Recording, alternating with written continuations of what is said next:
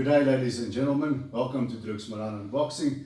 We've got a special treat for you today. We're still here at Emperor's Palace, locked up for the tournament. And with me is world famous referee and judge, only the second South African in the International Boxing Hall of Fame in Canastota, New York.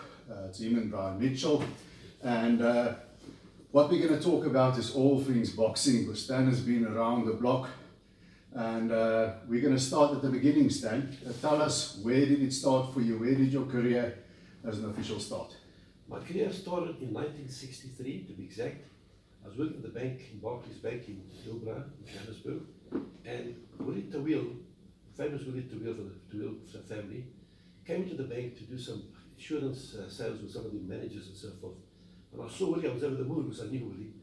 And we had a chat, and he said to me there was a fight that evening at Guatemala Civic Center in Springs. Would I like to come? I said, Willie, it'd be a big honor to be there. And he's the man, he came, I lived in Brixton those years, he came and picked me up, took me to the fights. And I'm going to be honest with you, it was one of the best, well, first and best show I've ever attended. It was between a fellow called Joe X-Gillen-Giddy, the South African champion from KwaZulu-Natal, a guy called Colton, the fighting Temple Makotla from the Transvaal. The undercard was unbelievable. I mean, you've seen fights in Eastern Cape. We had fights there that were thriller-minute fights, but this main bout intrigued the people, it was a solid audience, and I was over the moon. I enjoyed it so much that after the fight, Willie said to me, "You have another show the following night in Standerton. Would I like to come along?" I said, "What a question." And I went with Willie and another fellow called Danny Schultz. He lived in Boysens. The three of us went through. And as fate should have it, the other officials that were supposed to do duty that night never made an appearance. And the chairman, a fellow called George Owen Davis, who was the legal advisor for the city council in Johannesburg, Captain Fiona was the secretary of the board, a fellow called Old Bones McLean, the timekeeper, and Willie and Danny Schultz and myself. And they were short of two officials. So the chairman said, "Look, he'll judge." And they said, "Stan, we need a judge. I heard you did amateur boxing." I said, "Yes." I said, "I spend my tickies and pennies and periodical magazines. I have a fair idea what to do. Just give me a 30-minute crash course. First time ever." And by law, you can't do that. You cannot, because the boxing is regulated by law in South Africa. But we never had any black officials those years, and it was important that the show go ahead and help this promoter. So anyway, it just turned out that there were 9 fights on the board, all prelim fights, 4, 6, and 1 8-rounder. And at the end of every fight, they just announced there was no scoring, it's unanimous, so and so forth. Those were the distance. And my card happened to be the right one with the other 2. So I said, I used to joke, I said, either we all got it right, wrong, or right, And that was the start. George came up to me, the chairman, he said, "Listen," I said, "you know what, we need officials, young guys like you." He said, Monday, because he was right across the road at the City Hall in Johannesburg, old Hardican House, the building is still established. It was one of those iconic things they've kept there.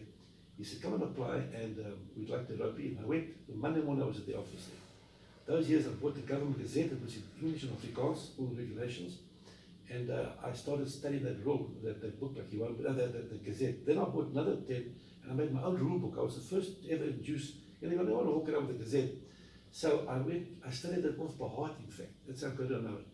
And I went to all the shows, I never missed a show. In those years, during the apartheid era, as you know, law, we had no choice, boxing in the townships. And I actually did my apprenticeship, I would say, in the townships.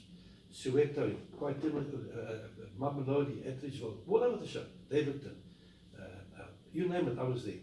And if you keep attending like I was, you pick up experience and opportunities, because some officials in '64 was a riot in Soweto and they didn't come back. That's it. So I was lucky because as a result of that I got more breaks, you know what I mean?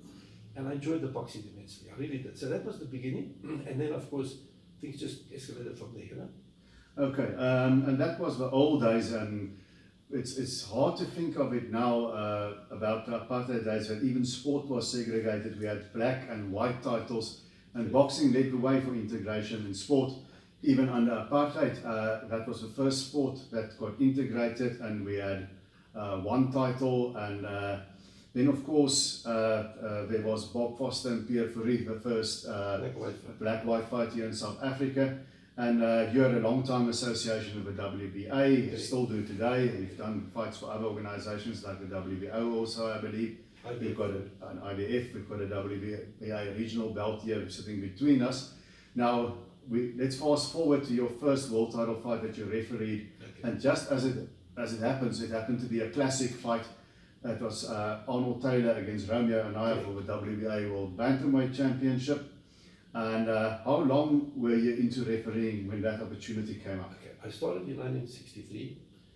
1 year alone, I think in 64, I attended 54 shows. And between 63 and 73, I'd refereed so many bouts. Big names, you know, world champions. Ken Buchanan was in this country, fought a non-title fight with Ugly Stain.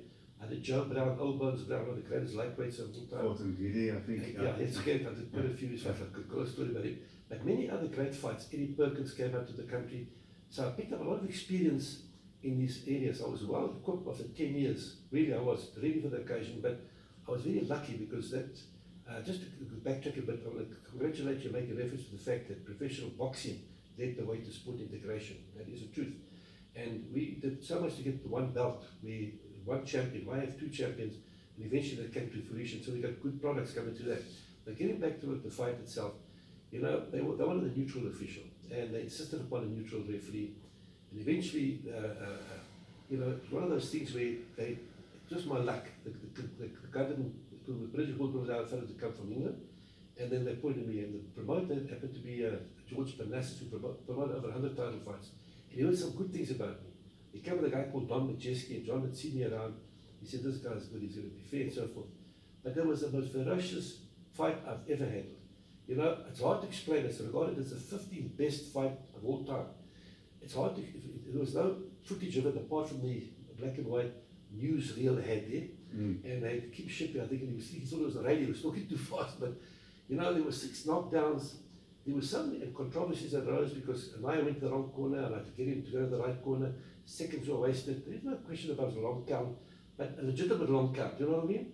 And it was brutal, really brutal. You don't often see fights like that. We both fellas, in my honest, humble submission, destroyed each other in one fight. It's hard to believe. They were never the same afterwards. You know, it's like having a major car accident. You get that the damage where it's irreparable, and they both suffered as a consequence. But what did that set my career on the way? You know, because, you know, people started saying, oh, his call was correct. There were very good sports writers those years, from Fleet Street, Paul Urban, what those guys, Norman Canali, Chris Gravenstein, who wrote The Fighters, great. And they praised me. Got a few condemnations, people obviously, you know, you should have counted this, you know, the normal thing, which is part of boxing. But the people that count in boxing acknowledged the fact that I did it in a proper manner, and that gave me the break, you know what I mean? But being, you know, South African, it was difficult to get other assignments until later when I did the fight. I did another, so I did tell you when he lost as well, by the way. When he lost against Sue and Hong in Durban, I was a judge. But they had beat him. Then I could see then that the fight that he had took a lot out of him. You know, he lost no one. Anaya as well, he never featured after that. Yes. They had a rematch, I did the rematch as well. Yes. It lived up to all expectations, but that was the beginning, and that really got me going. That one, you don't often get a break like that. It's sort of ironic because if you would think it's your first assignment in a world title fight, you think, okay, let this just be a boring shutout decision when with no things, and there you go, and all mayhem breaks loose. You've got a very difficult fight to referee. Yes. But in fact, it turned out well, because what does Bruce Lee, the martial arts guy, say? Pray for the strength to overcome a difficult life. Don't pray for an easy life. Correct. And that was part of what made you a kind of a baptism of fire. That's a good word. But you see, the thing is, when you got the knowledge and you're prepared, I was nervous, I'll be honest with you, because what had happened very quickly, I injured my ankle the week before the fight. Oh, I was in pain. I hit my ankle. I went and saw Clive Noble. He said, listen, relax, put it ice. He said, but what happened? Another fight, you won't even feel that you get leg. With the round went for round one, I gave my word, I felt nothing. And after the fight, I was limping. Adrenaline kicks in. That's it, kicks in. And, you know, and then it puts you alert. So a little bit of nerve butterfly. I'm honest, I was nervous, you know, it's first fight. And I still get nervous, even in some fights in Vegas. It's a good sign. You've got too relaxed and you're not going to perform well. It's like a fighter. Yes. You've got to be prepared. You've got to be, I'm going to fight you tonight. We're both scared, let's be honest. I'm scared, you're scared. I mean, what's going to happen? You've got to have a bit of nerves, not too much. It says he's not scared, he's not going to perform well. But there again, I had a lucky break. It worked out well. They talk about it today all over the world. And they did me a big favour. I can only say thanks to Arnie because I did some of his fights. His very first professional fight, I refereed for in Port Gietersrus for Ray Butler for a draw. And again, he one or two other he lost, but he put some good names, you know. So he paid his dues to get a title shot. And it was a great break. Okay, and there's so many things that we can talk about, but we have limited time. So I'm going to fast forward to some of the really major fights that you refereed. Let's talk about Alexis Arguello moving up in weight to try and win a 4th world title against Errol prior, the first fight. Yes. You refereed that. Correct. Take us through that one. Well, you know, it's very seldom that I say this, and I've often been asked today, even throughout the world, they always show that one segment of it. It was the most fighting from the bell, from the first bell. They went through punches, more punches than you've seen. Some rounds you've seen a whole fight. They stood there toe to toe, two great fighters, two great athletes, and they threw everything at each other. It brought out the best in both fighters, but you must remember, I knew Alexis Arguello from his track record, 3-time world champion. Adam Pryor saw him destroy Antonio Campamale, Cervantes. I mean, I remember watching the fight on TV. Cervantes was a great fighter. This one wasn't supposed to be a difficult fight. Cervantes put him down, he got up, he ran across and he knocked him down and out. That's the kind of fight, the heart, spirit and so forth. There were certain rounds, because I was a scoring referee at that fight as well. I was myself, Japanese, and then the guy from... so those were the days we used to have to referee, and you still have to put in a scorecard, I think. And sort of like in England. It was extra pressure on you because you know it was a fast moving fight, you have to be on the case all the time. And it was a fight that I sort of got into from the outset, you know? And it went to the stage where it was, at the earlier rounds, Pryor took it, eventually Guay came back. But the one most stunning blow was the 13th round. Guay hit him with the right hand and his whole head went back. It was like whiplash, he looked at the ring lights. And it just about decapitated him, you know? And there's been controversy because the corner gave him some made some allegations. He said, yeah, give me the one I mixed. You don't mix water with water. Give me the one I mixed, you know? And that caused confusion. But apparently it later settled. It was a schnapps he gave him. He had a bit of an upset stomach. I still don't buy that one because, you know, what you have schnapps in the 13th round. Anyway, but the 14th, it came on the 14th. I can still visualize the fight, you know? And how it was going, and then all of a sudden, Pryor jumped at him, hit him with the right hand, and he staggered to the ropes, and then he went out, I promise you, and he threw punches, probably about 20 or 22 punches. But you know, where you've got to be good as a referee and watch, positioning is so important. I saw the blows coming, and the guy was doing this, but a lot of shots were here, but he took a lot of shots in the jaw, you know, and there was one significant blow, the first one, as he went back, his neck and muscle tone started to get, I wasn't happy with that, and two more blows like that, and eventually, I think at the right time, as I jumped in, I said, stop, the guy just sagged and fell onto the canvas, okay? You know, I had an interview with the two of them, they're both dead now, at the Hall of Fame, with Brian Ken on ESPN, and both acknowledged the good work that I did. I feel I'm not trying to show my marvel, but I was lucky again, because that's regarded as the best fight of the decade at that time, and in the world, they talk about that fight more than they talk about others.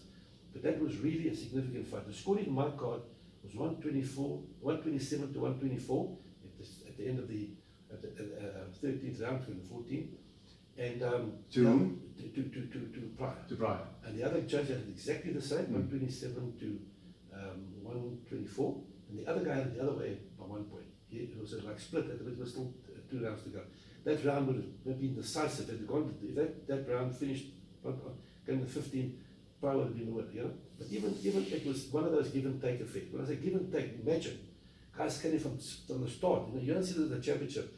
Even Sugar Ray Leonard, who did the part of the commentary, said, that's not going to go more. He kept saying, I've got a tape, I watched it once again. He said, that's not going to go more than 10 rounds. It was throwing punches like you won't believe. Like I thought about the first Barrera Morales fight. Yeah, exactly. You think, yeah, this can't go long, and there you are. It goes a distance. But two great fighters, two great gentlemen, and it was a tragedy that both eventually, you know, that they died and went into drugs and all sorts of things. Arguello had quite a long career. Pryor was more like a shooting star that was bright and then just fizzled out. You know what happened? They dodged him.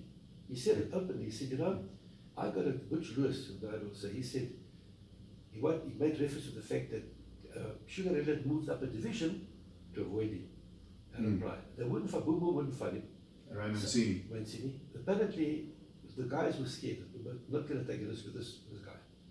And that's why he praised, he says, this man, Guayo had the heart and guts to go, they became good friends.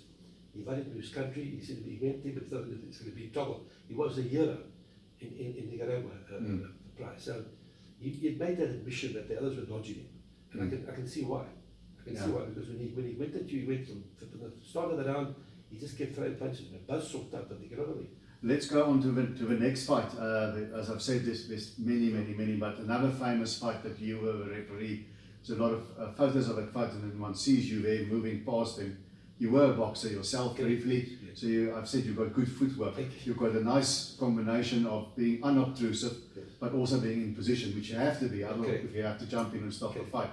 Talk us about Marvin Hagler with Roberto Duran. That was my biggest fight, to be honest. Biggest fight. I won't get into all the controversies. I wouldn't mind having it first as a referee.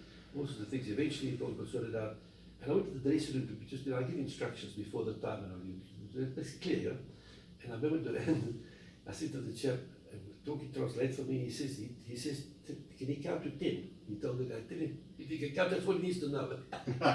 Duran, eh? That's Duran, yeah. that's it. So I said, okay, thank you, I went up. But it was a fight that wasn't exciting of the others, but it was a great fight, a great tactician, and it wasn't closely fought. Going into the 13th, 14th round, 13th, I beg your pardon, the three judges had Duran ahead. Yes. He came back, Correct. and so it was that kind of fight, but entertaining, but not a thriller, but a very classical fight. And Duran showed again what a great fighter he was, because moving from lightweights to middleweights, he had a knack of just moving and sliding the punches, and it's hard to explain to the viewers, but he had a style that's very unique, and he had to vindicate himself as a result of that no-mas situation. You remember that? Of course. And he came through flying colours. You kind of hear even though they lost by 1 point or two, there's 1 point, one card, 2 point unanimous, but it was close. And Hagler, I admire, I've seen him often at the Hall of Fame, and I embrace him as a very nice gentleman, a good man. I don't know what that another fight it is as well. So to me, it was the biggest fight of my career, and one that really made me on the world stage. You know what I'm saying? Yes. That was a really big fight, and the amazing thing about Duran, he got famous as part of a fabulous four: Hagler, Hearns, Duran, Leonard. But people forget that his best was at lightweight. He was probably one of the best lightweight champions ever, along with Joe Gans and Pernell Whitaker and those guys. And he only got famous after that, and he was the smallest one of the fabulous four as well. And he did eventually win the middleweight title much later against Aaron Barkley out of nowhere. So that shows you the genius of Duran. That was a very good. You touched a very good point. That was the year. That era was the best. They had the Four Kings, they called it. Four Kings, correct. With Thomas Hearns. Kimball's book, Four Kings. It was a good book, one of the best I've read. And what about Tommy Hearns? I did a fight that he fought with Peter Cuevas, very short. Yes, that's correct. He stuck out with Peter Cuevas. They only had to count till 10. That's it. You didn't even have to. I remember looking up and I thought, well, I said, box, next, the manager said, that was a good stoppage. I really thought, sometimes you can stop it too prematurely. And a fight like that, I looked at him, he was unsteady, but I thought, you know what, I said, box, and then I couldn't stop it. The chief second jumped in, and I said, look over, And Thomas is a nice man, Thomas is awesome. I've never seen a man, look at Dr. Duran. Remember, I was ringside, ringside. But that right there, he was a puncher and a great fighter. He said, the middleweight division has always been an exciting division, but the heavyweights are the first. Yes. The heavyweights always been the top. Now we took the middleweights. And that era you'll never get again, not yet. Later, you've got Canada coming up, you've got Triple G, but quite a good fighters. I always go back to that era. It's something that really makes you believe was what the best era in boxing, in my view. You did manage to referee a heavyweight title fight, James Quick Tillis and Mike Wheeler. It didn't turn out to be such a great fight. I think later you also... referee too, I scored that fight. But, Touching on that, you think it's a good thing that, it's still going on in England, but you think it's a good thing that the duties are separated now? You either judge or you I did more than 32 fights. I'm not under pressure again. And I was right, split, but all right. But the thing is, it was a lot of pressure on you. I feel you lose something. You know what? You focused on the scoring, whereas now, with the agreement of the three judges, you had more time to observe the corners. The various other things you can do, and health, the box is very important, as you know, you're on the case there as well. So I think it's the best thing they ever did, to let the judges do the scoring and the referee not scoring.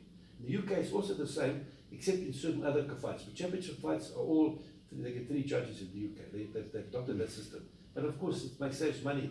Why have three officials for undercard fights? You know what I mean? Yeah. And the British have got a very good policy, and I like the system. The referee keeps a card, and I've seen some controversy, because the other day, the fight goes with decision, I put it in that man's hand, and it could be wrong. Yes. You know what I'm saying? Yeah. No, I agree. I'm not a fan of multitasking. Sometimes when I do a write-up for the ring or wherever else, they want me to keep an unofficial scorecard. And even then, when I'm watching the fight, making a note here and then in my book and keeping score, that is difficult. So I can imagine, you know. It's hard to sometimes, even those years before today, guys with a typewriter, once I take my eyes off the fight, I'm judging. Yes. I've lost it. I mean, you've got to be focused for 3 minutes. And you can't look around or just got to be focused and just forget the crowd. Because crowd can influence. It's very important. You know, it's been proven in the university in Leeds where they show soccer in particular how influence. And then there's a systematic thing where crowd can influence you if you're not careful. I've seen it at the Orient Theatre. Yes. Yeah. The crowd shouts in the one corner. You just get influenced because they're going to be alright. It can be an intimidating thing because they're a very knowledgeable boxing crowd. It's my favourite place in the world. I love it. But you know, if you're going to stop a fight too early and as a local guy, you better have an exit route. You know. Well, I didn't touch one fight. I did one in 1964 at the London Stadium between Kibangiri and Kangaroo Mahutu. And there was a gangster following, they used a gang, Alexander gangster following this Kangaroo Mahutu. And he had a style of boxing and he was, antics and so forth. He went by decision and Giri won. The crowd was the only right ever. If they're not mixed around, I would have won the 100 meter hurdle. I showed a clean pair of heels. And Willie was there. But you know what the nice part was? Because Willie was so respected. I ran back to Willis. Next day they were arguing with Willie. They were very aggressive with those years. As I said, there weren't any black officials. And the white officials we did have were top people. And they took the decision that we were the last car to leave the Atlanta Stadium. And the one before that, they stoned the car. It was a write-off, Dr. Sender. So you can now, I've been in the one right. You've been in so quite I know a few. It's like, quite a few, but that one in particular. Let's go to another fight with a South African flavour. It was a big heavyweight fight here in South Africa between this rivalry, Johnny du Plessis and Pierre Coetzee. It lasted 2 rounds. It was like a heavyweight version of Hagler Hearns almost. Correct. You got to ref at. Talk to us about that. That was the fight of the year because I'll be honest with you, both fighters, the bell rang, they went into each other. Now Johnny in particular, I was amazed at the aggressiveness and when he knocked Pierre down, Pierre knocked him down. It was a fight that is hard. It's like you say, the 7 rounds with Hagler and Hearns. This was 2 rounds. We voted the fight of the year. To me, that was the most action, the fight I've ever come across in such a short time.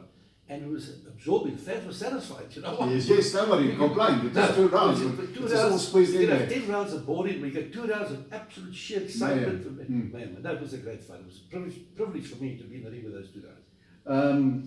Let's touch about a few outside the ring stuff. Yeah. Let's go to the shorter distance of championship fights now, 12 rounds. You've mentioned that Duran was ahead after 13 rounds, and then Hagler just took him in the last few rounds of that fight. We know it got changed for medical reasons and so on.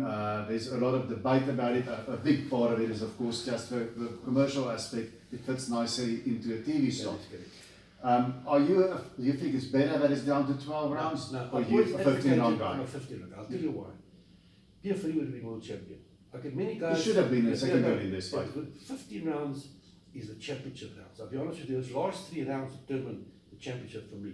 When you go back to the throwback when they had rounds, 26 rounds, you know what I mean? Yeah. And you were right, it wasn't medical. It was a question where it was initiated by the WBC because there was a controversy where Duku King got knocked out and died. And then the night before, I did the way prior, that stoppage looked terrible on TV. The Americans, went crazy. They were calling for the ban of Boxing Medical Association, not on board. They overreacted. It's about a yearly thing now. Yeah. But then what they did, they tried to prove, and there's evidence to prove, that it's an absolute lie. The deaths occurred early, not in the last 3 rounds. They said that because of that, it's not. It was you put your thing on the pulse. Those years you had ABC, CBS, NBC, big television. Today it's no problem. Those years, the 1 hour wasn't enough, for commercials, okay? And there was a good excuse then to make it 12 rounds. But I really believe boxing changed a lot since then. I think if they go back to 15, which they should go back to 15 in my view. Why? Because there's multiple world bodies have come into it. There's so many title fights. If you can name all the champions of various divisions, I'll buy you a Cadillac. I don't even know that. We don't know that, right? But think about it. There's a stage where I could name the big 4, WBA, WBC, but now you've got all the others. There's so many others, IBO. But you're safe, I can't anymore. I couldn't do that anymore. Because they've got different, they were super champion, regular champion, interim champion, this champion. Oh, come on. It's not right. I mean, honest, the fans don't, you know why boxing flourished in those years, the crowds are coming? Because they had super fights. But it is a WBA thing, in fact, you know, you're a super champion, you got a... No, I'm talking against my own organisation. I've told it. Yes. I believe we should look at it very closely because people are asking me, good question you've asked me, Stan, what is this? What does the interim title represent? So I posed the question. I said, listen to them. We stopped doing it. Why are you bringing it back in? Are you for or against it? You know, and all the other bodies, they've formed this because there's a demand today, okay, and especially in the COVID time, no boxing, doesn't anything. I'm not being funny. You know, so it does a lot of harm to the image of boxing, whether you're WA, WC, I'm talking across the board. I'm a boxing man. I love the game. I want to represent. I do it with my heart, in my heart, and I want to see anybody hurt. You know, so I believe that at 15 is the best. You know, I'll really prove who the champion is. Okay. Stamina, very good see him. After 8 rounds, he shot his bolt. You know when he fought Mike Tyson Mike Weaver at Sun City? He had a very good, I think, 8th round, he almost knocked Weaver out and Weaver came back to the corner, he told his manager, Don Wayne, I'll tell you why I know this. He's a reborn Christian, Mike Weaver, nice man. And Don spoke to me, he said, you know what, he said, what, he shot it, go. And he was right, could see it, he was exhausted. Bob Adam labelled Gerrie Coetzee as the best 8th round fighter in the world. Yes, I remember. And I love Gerrie, he's a good man, a great champion for our country. And I respect him, but his stamina was very suspect. That is where he got beaten. Look at his fights. When the later rounds, he just didn't have that extra. So now, you agree, you were champion of the world, 10 rounds, 12 rounds is the regional, is that, but 15 is the ultimate goal. I don't know, because it takes endurance, it takes all those factors to become the champion of the world. That's my view. You know, it's a point that I'm not going to belabor because, I'm a little bit old school. Just like yourself, but I also understand we're in a modern marketing world and we have to compete with another combat sport called MMA. Correct. The youth, they don't have that attention span. They roll their eyes and they say 12 rounds already, you know, and when we're in a sport and I'm closer to 50 than I am to 40, and and I'm sort of a youngster, then we have to also appeal to the younger dynamic. No, I agree. So it is what it is, we're not going to change it. Another topic that I wanted to touch base on with you, a very important issue is when do you stop a fight, when do you call it enough? Because if we look at a lot of the classic fights down in history, these knock 'em down, drag 'em out brawls, there are moments in whatever fight where you could have stopped it and nobody would have said anything, but then it carries on and it turns into a classic and the guy that you fought was out of it, then turns around and wins it. And that puts you on a very, very tight line as an official, because you have the potential for a classic fight on the one hand, and on the other hand, you've got somebody's life in the other hand. So how do you handle that? I've always taken the attitude from the very beginning that the boxer's being in his health is more important than anything else. Because it said that, you've got good chaps in the corner. For example, take Pye as an example with Eddie Foote, one of the best trainers in the world in his corner. You had the best people there, and he didn't even interrupt because he could see. For me, it's important when you lose muscle tone. When a guy, for example, if you see a classic of that nature, you've got to look very carefully because they take a lot of punches. How they'll throw the punch. A fella can take a punch and lift it. There's little signs I pick up, but the most important thing is your muscle tone. And if you see his muscle tone, even when he's down, when a guy's down, I start counting, why? When he gets up, just imagine now the guy's down and he gets up. If he can't get up properly, his whole, not just the neck, the whole body muscle tone as well. That's a very important factor. If he's taking a lot of punishment at that stage, another factor is, you've got to weigh up all those factors. It's got to go through your mind like a computer, you know what I mean? And the timing's got to be right. It's got to be where it stays with this guy, one more crack and kill him. The big thing is this. You take the rotational shot, and this thing in his head goes back, that's dangerous. And if he can't defend himself, and he's taking those blows, one more blow can kill him. So it's best to climb in at that time and stop it. I mean, I've seen fights on TV, the Keith Barrett fight going back the first day. Keith Barrett against Emil Griffith. That clearly shows on screen that the referees, but with respect, great referee. In the olden days, it took forever to stop a fight. They killed it. There are fights where the referee could have intervened, and then some guys got knocked out. I wonder why I can still visualize it.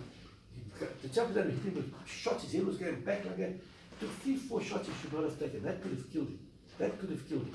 So it's important the referee must observe the muscle tone, like I explained to you, the whole body muscle tone. When the round begins, you can see if the guy walks, the bell ends and he walks up to his corner, the other offside you must watch closely, because if you can't revive it that 1 minute comes out, those are big signs I pick up that fella's run his race. You know what I mean? And cuts make a lot of difference. If a guy's badly cut, doesn't mean you've got to stop the fight. I've had a fight and a swelling. I mean, I did the case Galena's fight, he bled like you won't believe. And he knocked him out in 1 second and left in the 15 in the last round. Because I identified the nerve rule was applicable those years for that. You could give him time to repair and carry on. So there's a lot of factors, but medical, I've been to a lot of seminars. I heard neurologists talk, particularly Dr. Fleming, the late Dr. Fleming, and I've observed and spoken, and I believe if a guy takes a crack and you see his muscles tone, his neck starts going, and he starts dropping his guard, and it's laboring to breathe, and the other guy's a good puncher, rather stop at one punch too soon than one punch too late. That's always been my policy. Stan, when you go into a fight, do you want to know nothing about the boxers, if that's even possible, have a tabula rasa, or would you like to know as much of the fighters as possible? Because referees have different opinions on that, because say for instance you excuse me, this guy hasn't got this guy hasn't got much of a punch. He's on hiding to nowhere.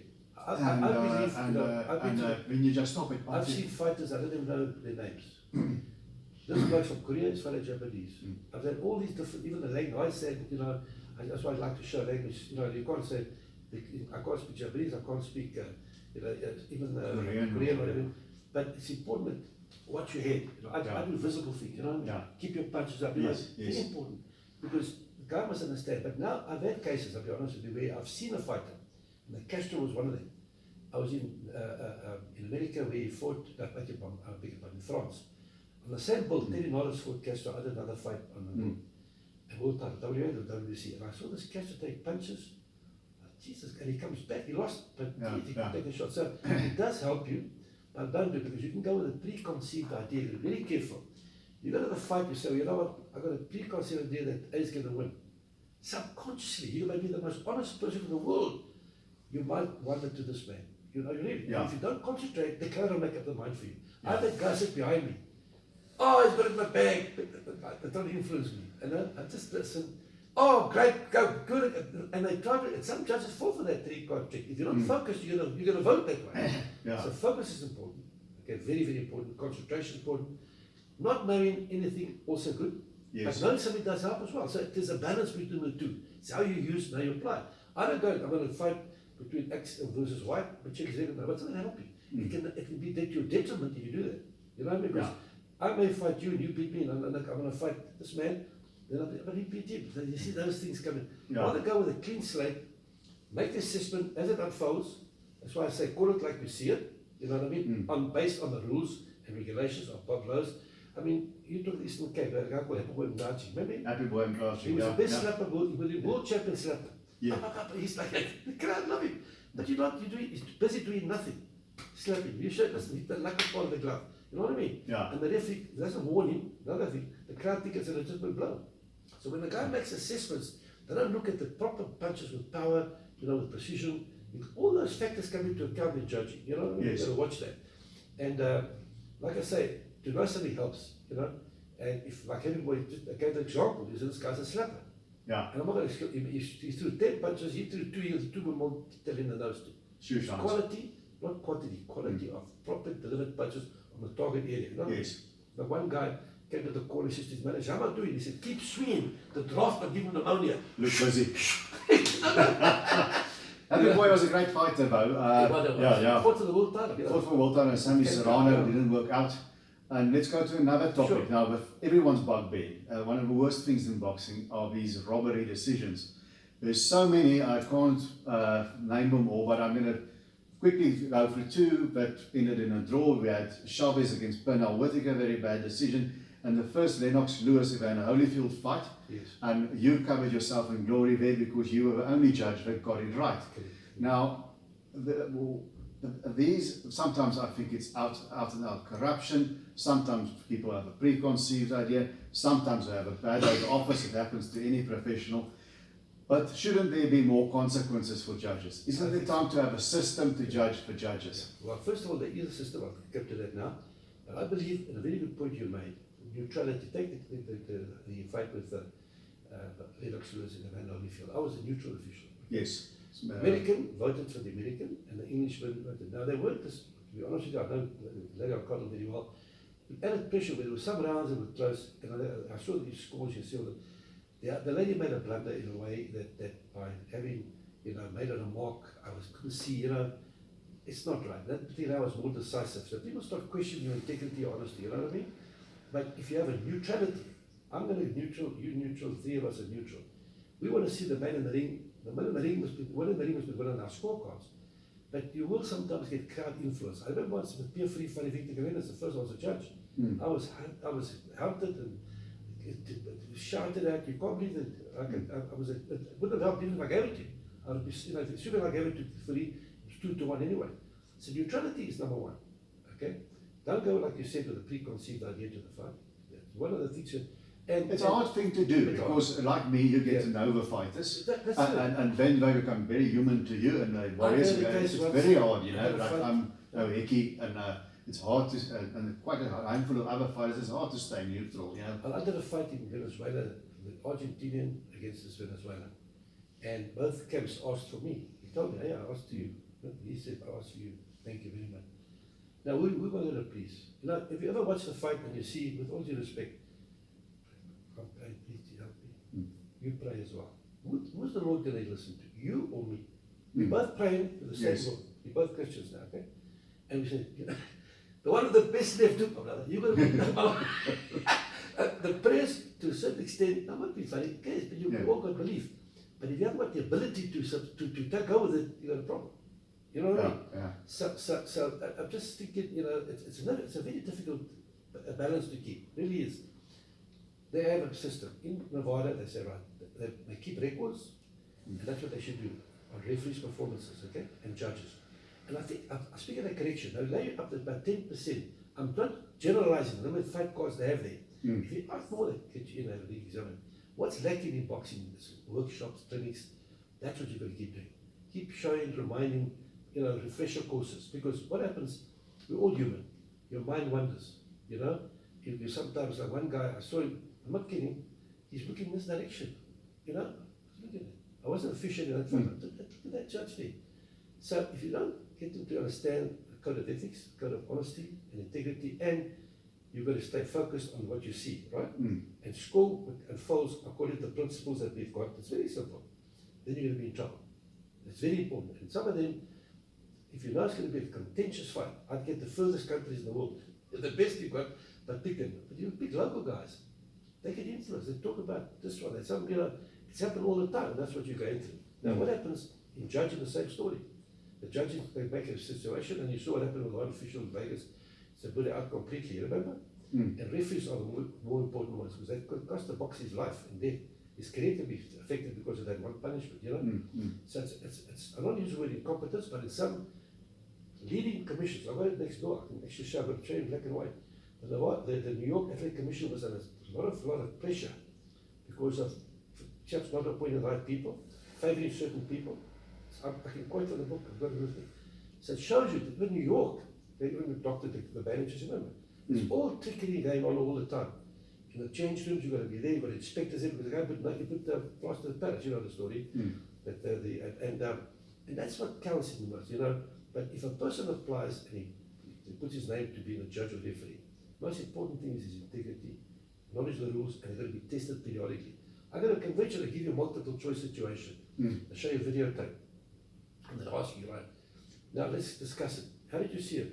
Oh, I get A, you put A, he had it B. Then eventually, after the debate, they said, look, it should have been B or A, whatever, and mark your card, your sheet, and keep that. That's going to be the one, because there isn't any case book that you can go to. You see, I'm working on something like that. I think we should have a case book. You always refer to those situations like the one you mentioned, where the controversial fight, where the referee stopped the fight with 1 second or so left, remember?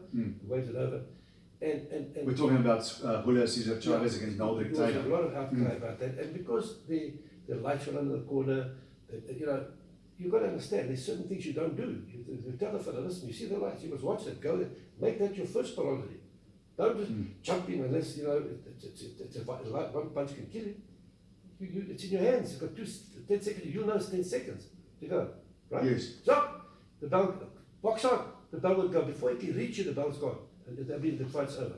So things like that, you've got to make understand, because that leads to people having suspicion that you are dishonest. Do you agree? I mean, think about Yes. it logically.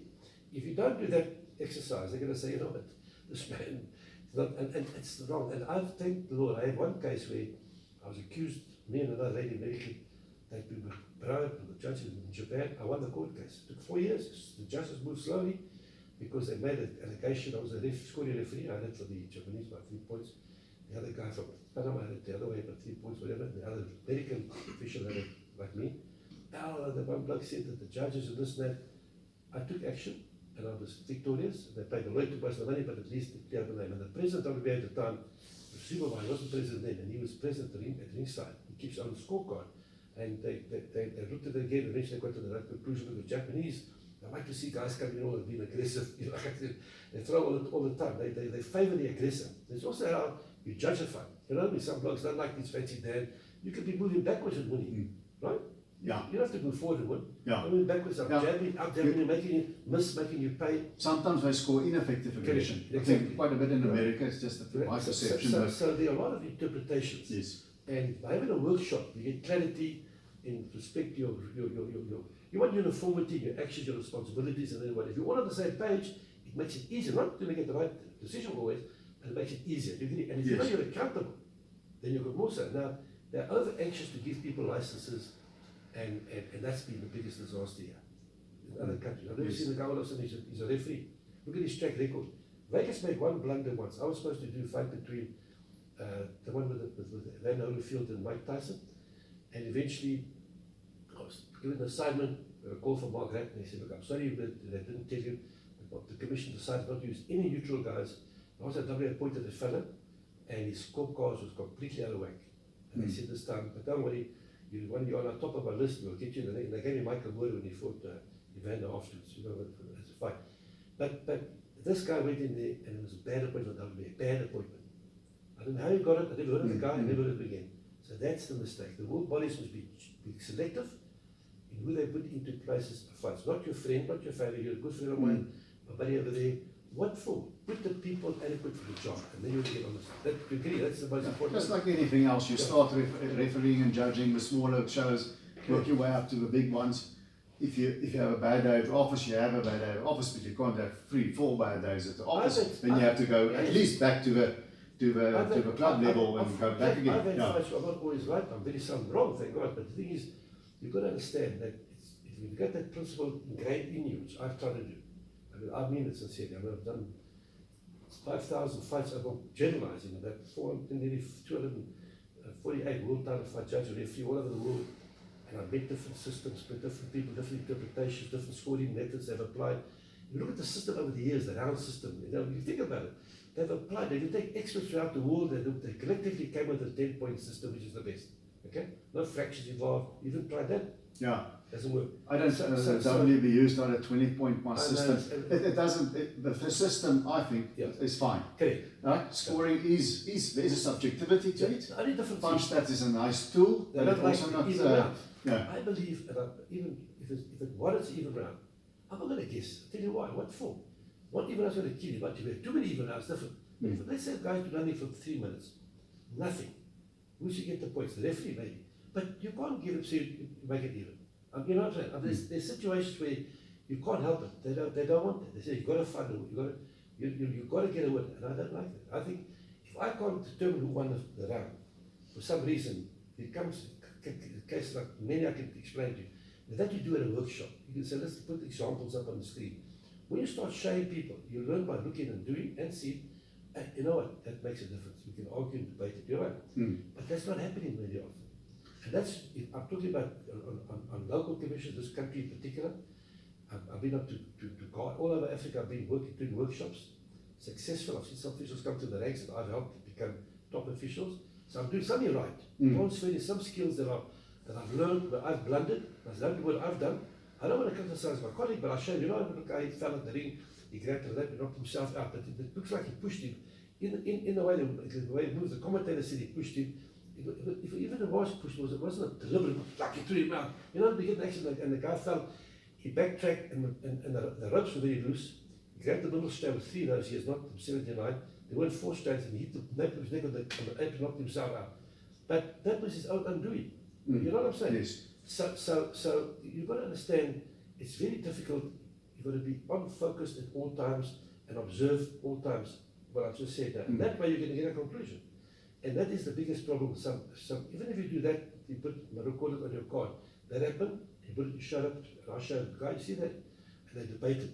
Now that one you mentioned with us, Chavez one, show the clinics, they discuss it too, they show it again. They ask officials to comment. Chavez against Taylor. Yeah, they show that one. Others they do, and the people collectively give their inputs, and then you get a good idea. But I think the more they do that, the better. They should have more workshops, more uniformity, okay, and you'll get better quality officials. Another quick topic, then we'll be done with the official, the things pertaining to officials. I talked to Errol 2 days ago. He's a fan because then you know where you are. How do you feel about open scoring? Where you announce the scores. I think the WBC does it every 4 rounds or every 3 rounds. I'm not sure. I don't like it. You don't like No, it? I think to be honest with you, another one of the WBC sort of one's great chance. You've got to keep it till the very end. You know why? It influences the fighters. They know what's going on. Angel Dundee did a good thing once. So they had only not, he had an award. And I saw that fight. I was in Japan. No, Venezuela, sorry. But Ali fought Sheamus. He knew that other judges had it, because what happened, one guy would come and tell him, you know, and they had showed it to a screen somewhere, and he actually makes it made an admission in one of his books. I didn't talk with him, I forget another book now. So I don't think it does. Also, the judges get influenced. Now I'm sitting down now, all of a sudden, even if they pass the thing around, oh, you know what, listen, you got it that way, and now your mind starts playing tricks on you. You know what I mean? It doesn't help. The crowd should be kept right until the end. I've seen a fella lose 14 consecutive rounds. Hey? Mike Weaver against John Tate. Yes, and he knocked him out in the final dying seconds. Rather have that happen. You know he's losing, but it's still accurate. What you say, you know, so I don't believe boxing. You're taking away that particular... In that fight, it was quite clear. Yeah, Mike Weaver was losing by